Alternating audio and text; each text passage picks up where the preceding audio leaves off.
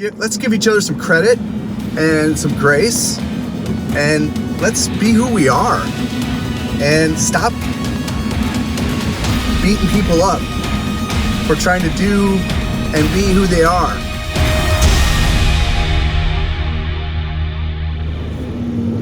Hey, what's happening? Troy here with my readiness journey, and it is the day after Father's Day 2023. So happy Father's Day to all you fathers out there, or men that are acting as fathers in people's lives, which that happens a lot. Hey, I am driving into work. I work at a church. I'm a pastor, and I'm driving the truck today because I got a bunch of stuff to pick up from Father's Day. We had a photo booth, and about 90% of the stuff in the photo area was stuff from my garage. And so I'll talk about that a little bit more at the end.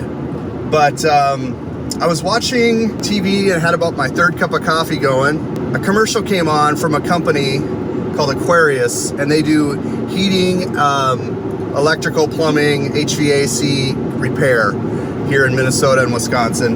And they have these commercials, and I remember seeing one a couple years ago. The first one I saw was a gal who was in her kitchen, and she looked a little distressed, and her husband comes through with some tools, and he says, "Don't worry, I can fix it." And she calls Aquarius and says, "Hey, you might want to get down here. He's trying to fix something." And then the lights go out, and she goes, "And you better hurry, because he's going to wreck everything." It's basically the premise of the commercial. The commercial I saw this morning was, "Hey, he's back at it. You better get here as soon as possible." So they kind of keep just poking it, like, hey, this guy's trying to fix something in his house. He's making it worse, and his wife is, handling it. She's going to grab the phone and make it happen, Captain. And so the commercial bugs me. It hits a little close to home because I've actually tried to fix some stuff and actually spent more money and time than it would have just been easier just to have it fixed professionally.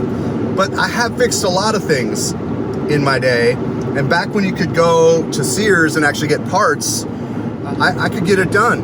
So it kind of frustrates me that they're kind of poking at this guy, poking at Manhood, and hey, really, let's get the professionals in here and quit trying to take care of your family and provide. It's kind of how it feels to me. Okay, I know I'm a little sensitive to it, but we did have Father's Day yesterday, and like I said, we had this photo booth, and I had all this stuff laid out, construction and fishing, and there's a camouflage backdrop, and there's a griddle from the church. I don't have one. I want to get a griddle eventually, but I just don't have the space in our townhouse.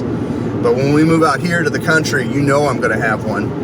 Anyway, there's all these things that kind of represent, manliness.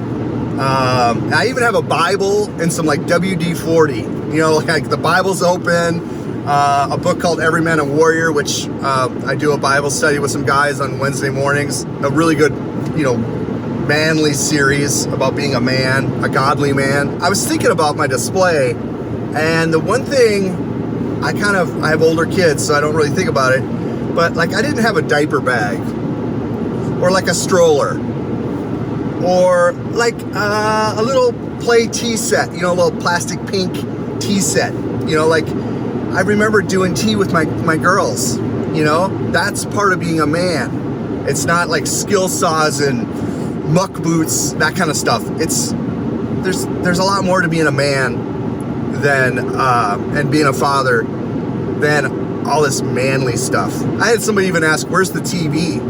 Because everyone knows guys just watch TV all day. So I didn't have a TV set.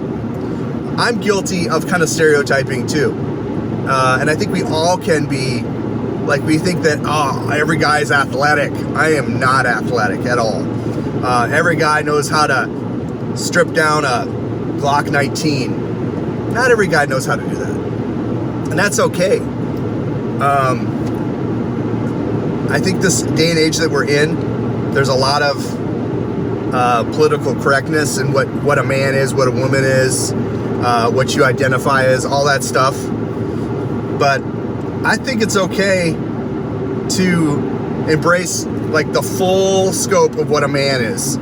And I'm artsy, I'm creative, I'm also into firearms, but the firearm isn't what makes me a man. God has created us in his image, and we are the only humans, okay? I'm not just saying men. And he created woman to be a helpmate, to be a partner.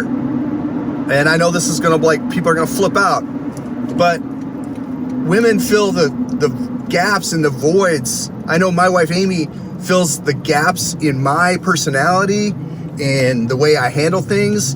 And I know I'm a protector and a provider and a fixer. So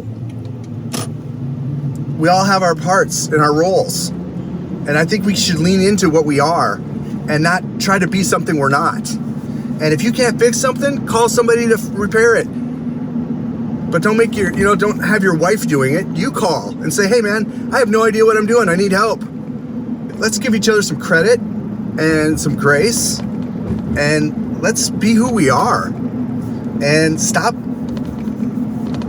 beating people up for trying to do and be who they are, and let's be okay with it. All right, I'm pulling into town, and I got to get after it. It's Monday. Stuff ain't gonna do itself. You got to go do it. You got to go get it. All right, man. I'm super blessed to be able to share what I'm thinking, and I know some of you may not agree. That's all right. We're in America, last time I checked, and we can have freedom of speech, and we can have different ideas. Anyway, God bless you. We'll see you next time. Peace.